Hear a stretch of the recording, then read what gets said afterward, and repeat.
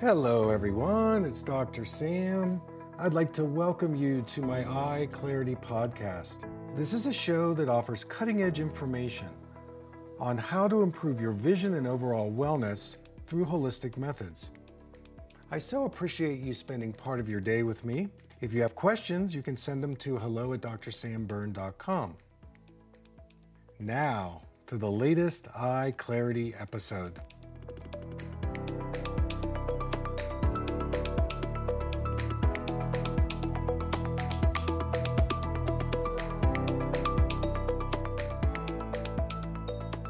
Hey everyone, it's Dr. Sam, and I'd like to welcome you to another EyeClarity podcast.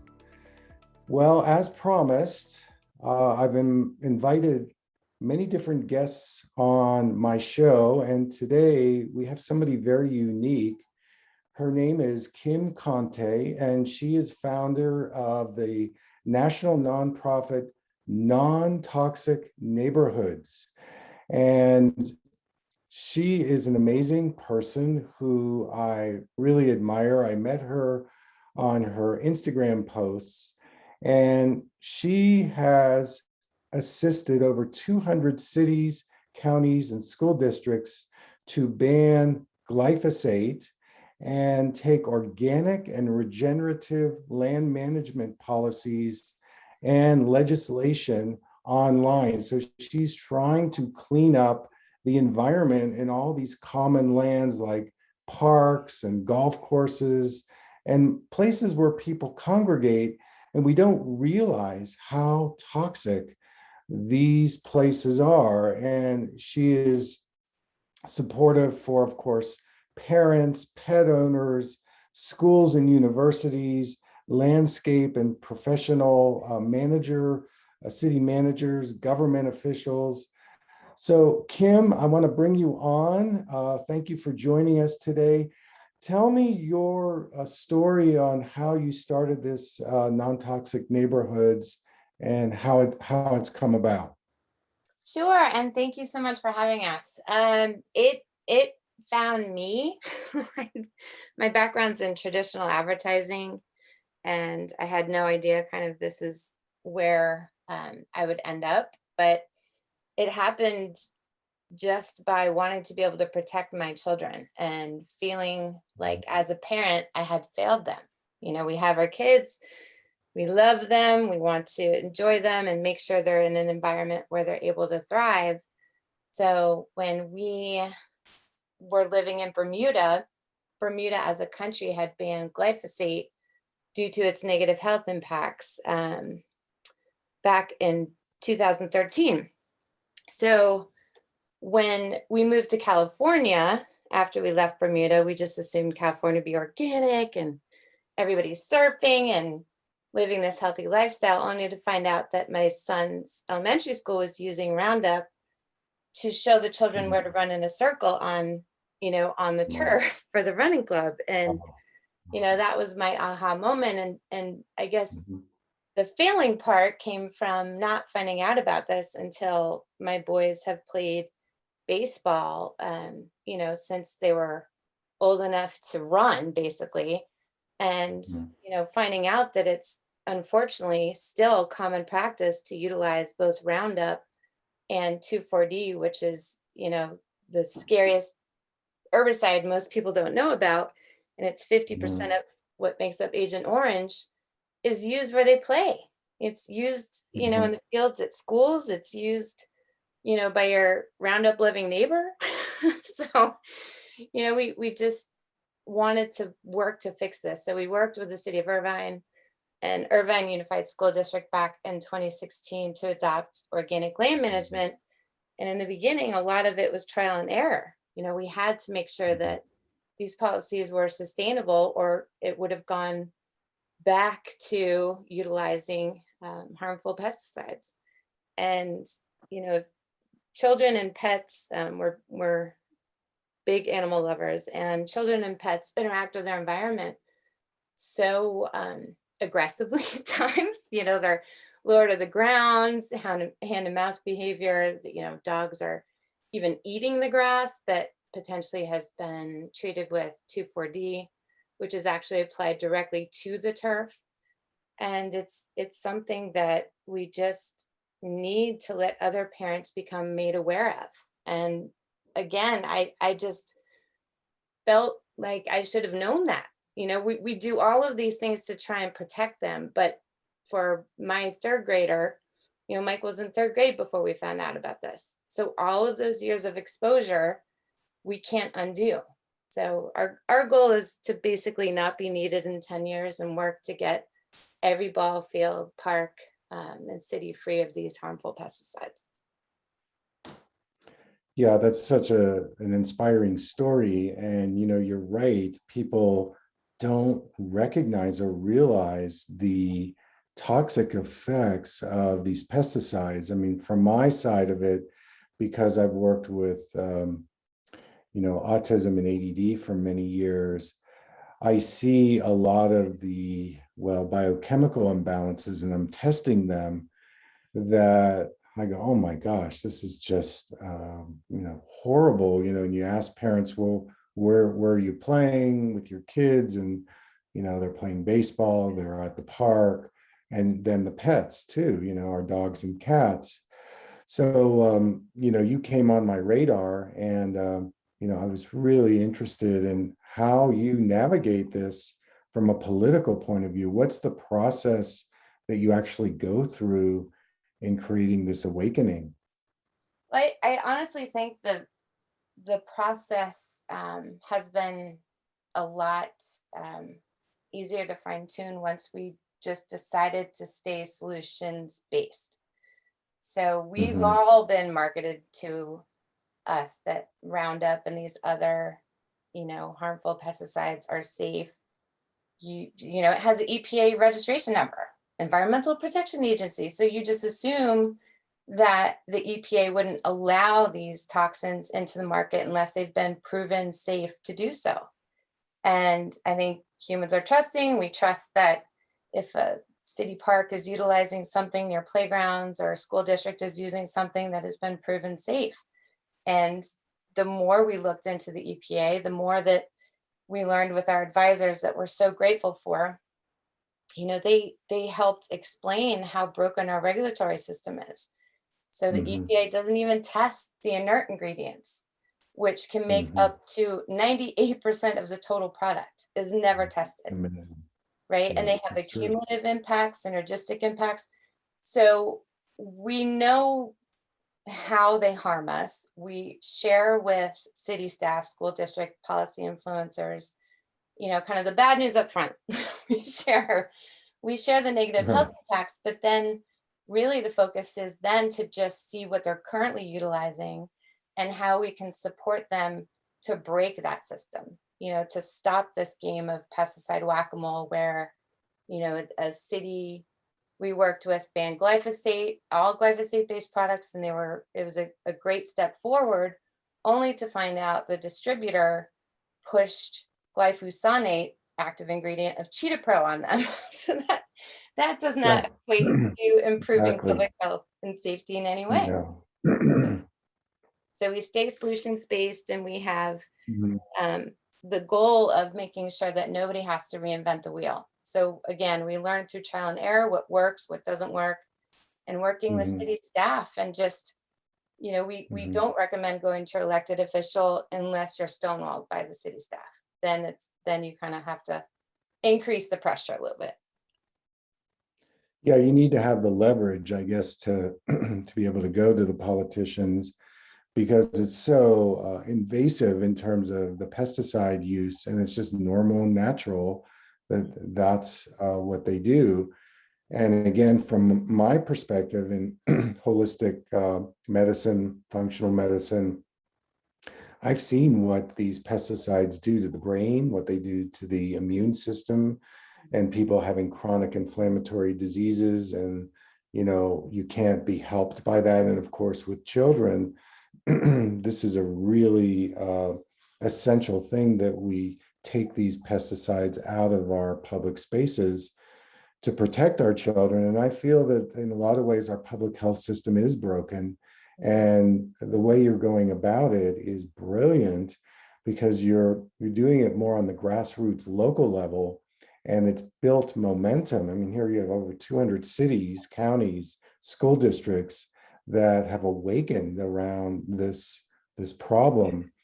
So we talked off air, and there's a project you're working on right now that you're really passionate about.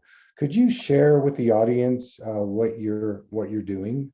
Sure. So, in this work, trying to move towards organic and regenerative land management, it's just one piece of the puzzle. You remove a delivery system of harm in city parks, and then we find out that it's only replaced with a cell tower or something else that potentially can negatively impact our children. Right. And the body burden on them is, something where they don't have really many spaces to escape from these exposures. So we worked with our partners at Center for Democratic and Environmental Rights, CEDAR for short, and we drafted a model ordinance for Children's Environmental Bill of Rights that will bring back the power that our local elected officials need. They take an oath to protect public health and safety, but in many ways, industry is so powerful with their lobbying and just being able to kind of control the system that we saw the need for this, because once you work to get an organic policy adopted, then we're helping cities get a moratorium for synthetic turf installations. There's lead in the blades, the infill is an issue. So this way Mhm, we wanted to be able to holistically protect children and empower mhm. elected officials to be able to do that. That's really great. Another problem that I see with all this pesticide exposure is how it gets into the water. Mhm. And once it gets into the water and you're drinking it, game over. And so, being proactive and going after these different pesticides and going into the communities is really fabulous. And so my listeners are going to be piqued by this. And so, how can they get involved? How can they connect with you? And what can they do in their local community to create change? Simply request a meeting with city staff. We will provide talking points, meeting materials. Our advisors have been great.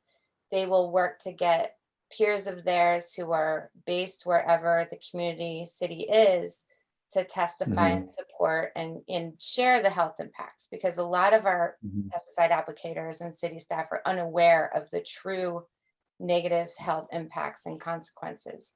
And to your point with the watershed, we've had so much activation in Florida as a result of the red tides. We just are getting out of a really bad one that impacted St. Petersburg, and we're working with St. Pete's, who just purchased a foam stream machine, which uses foam and technology to eradicate weeds and weed seed beds in place of chemical use.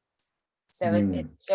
Well done. it's a no-brainer. Like we need Mhm, all of these cities to adopt this type of land management, because again, to your point, it's not just impacting our children, it's impacting our watersheds, it's in our rain. We're working with a researcher in Florida. He's the one that did the study on the sea cows, the manatees, and that yes, yes, um, I saw that. 58% of all of them had glyphosate in their plasma. We need Wow. to just break the system, and we share all of our organic toolkits. So if you want to Mhm, start your dialogue with your neighbor who loves Roundup, or if you want to take this on where your child goes to school, we have specific things and tools that you can utilize. We learned that the principal of any school has the power to ban pesticides. So if it's an yeah, immediate issue where they're announcing we're going to apply Roundup in the next week, then there's a letter that's already been drafted that you can personalize and mhm, share with your principal. So we just try to attack it from every possible angle that people are dealing with and working in pesticide reduction. mhm. Yes, this is really good news. And I would imagine another thing you're thinking about is just the whole agricultural industry, because Monsanto has really moved into at least regular agriculture. I know in the organic world and farmers markets, that's one of the things I promote: shop locally, cultivate local farmers. How do you see it in terms of, changing this in the agricultural industry? Well, when you touch on ag, I think it also goes back to the accumulative and synergistic impacts on our children. So Yeah. they're getting Mhm. dermal exposure, inhalation exposure, and if they're eating foods that are contaminated with either GMOs or pesticides, it does accumulate in their bodies. And I'm sure you're familiar with them, but we now utilize Great Plains Labs. Unfortunately, it is not yet covered under insurance, so parents have to pay Mhm. for it out of their pocket. But when children are showing or presenting autistic like symptoms, a lot of times the pediatricians now are are requesting that parents go to Great Plains. And we have a Mhm. little 4-year-old girl in Orange, California, that her parents had a lot of trouble conceiving. So when they finally had Lily, they were so excited. They admit to being Mhm. helicopter parents. They just want to keep her safe. And she was on a strict organic diet. Um, and with all of this, her 4-year-old checkup, the pediatrician ordered the lab work, and we found out that Lily was at the 95th percentile of glyphosate in her system, and she was Mhm. literally off the charts with 2,4-D in her system. And that is Mhm. simply from just playing in a city park. So then you take a child Yeah. like Lily and have her, eating conventional food, and it's just the body burden is too much for our kids. And I think, we've seen it. We have friends that have been unable to conceive, and their dream is to always have children. We have children in the school system that are needing assistance because of all of these, learning disabilities and other situations. I mean, we're a society that's sick right now. Yeah, Great Plains Lab is definitely reputable for testing for glyphosate. And again, from my perspective, I've been in private practice over 30 years and test for it quite frequently when I see these really strange behaviors. And it so affects our neurological functioning, our sensory motor, our developmental uh, Autoimmune, process. you name it. Autoimmune is another, yeah, autoimmune is another very common thing that I see, and they call it idiopathic. We don't know what is causing it.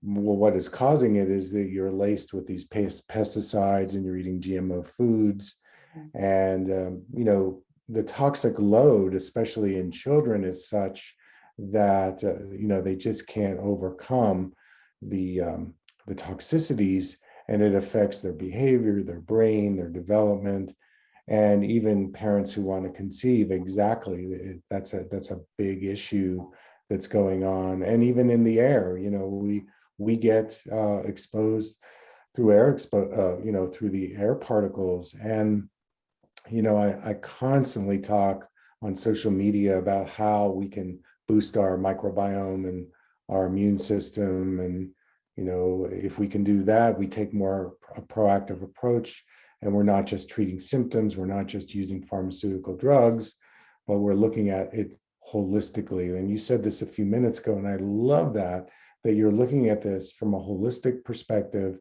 and you're solution based. And I think that's effective as a strategy. So, Kim, how can people get in touch with you? What are the channels that you prefer for us to connect with you? Sure. So through Instagram, that's how you found us. Through our website, we have Mhm.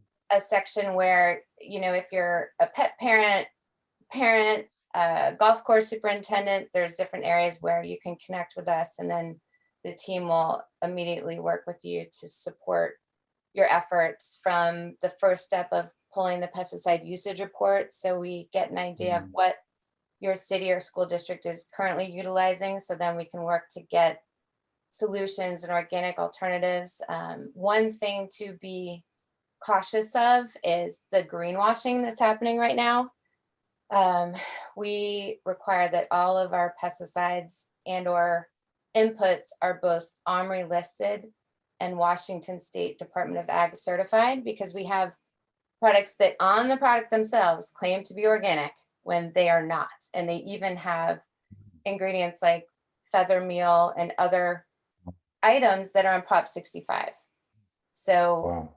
we're not working this hard to, again, just play pesticide whack-a-mole. We really have to work to build soil health. And that's, to your gut biome, Zach Bush, one of our advisors, is really helping people understand how we are in this crisis moment and how we have to work on protecting our gut biome and how important it is for an entire system. I don't think people really understand the importance of that, and that glyphosate is a registered antibiotic, which was fascinating to learn. So it's just our guts are off balance, our watersheds are impacted, our soil, our air. So it's just, I think the best path forward is just to start the dialogue, to start the conversation.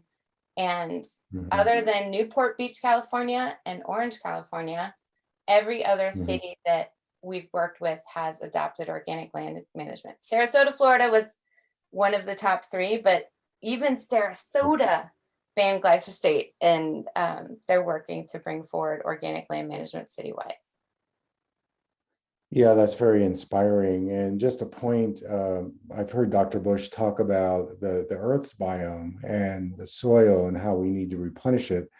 And I can tell you in my patients, when I do hair mineral analysis, they're all depleted in their trace minerals. And this is another issue. The trace minerals are our spark plugs that make our cells go, and the mitochondria producing ATP that's able to create a healthy detoxification pathway. When you've got glyphosate and other pesticides, it just glunks up the system. And with the inflammation, you're building oxidative stress, metabolic waste. And then, of course, it really wreaks havoc on your cellular health and your biome. So I'm glad he's an advisor. I didn't know that. So no, he's been great. We connected in Houston. Actually, we spoke at it on a panel together.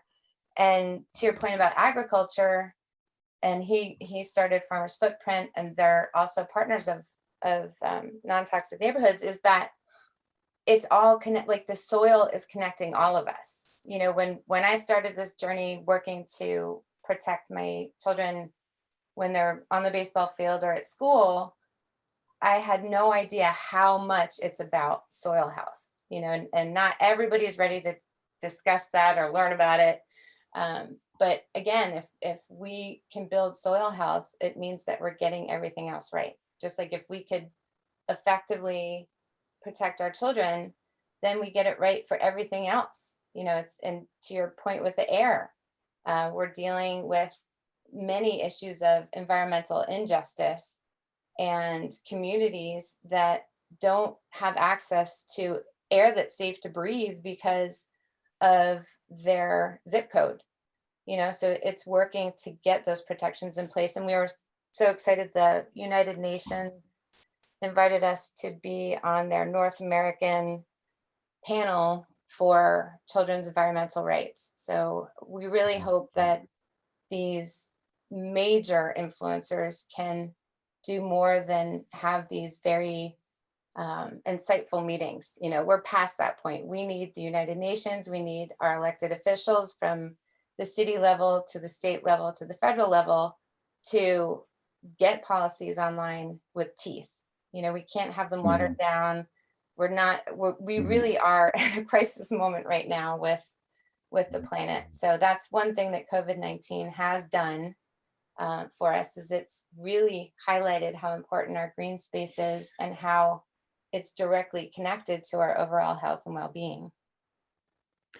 Right on. Well, if there's anything I can do for you, please just call on me. And I want to thank you so much for your generosity in speaking with us today. And I'm sure we'll connect again. Thank you, Kim. Thanks for Thank coming you, on. doctor. Thank you.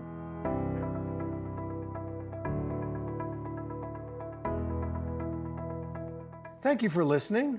I hope you learned something from the EyeClarity Podcast show today. If you enjoyed the episode, make sure to subscribe on iTunes or Spotify and leave a review. See you here next time.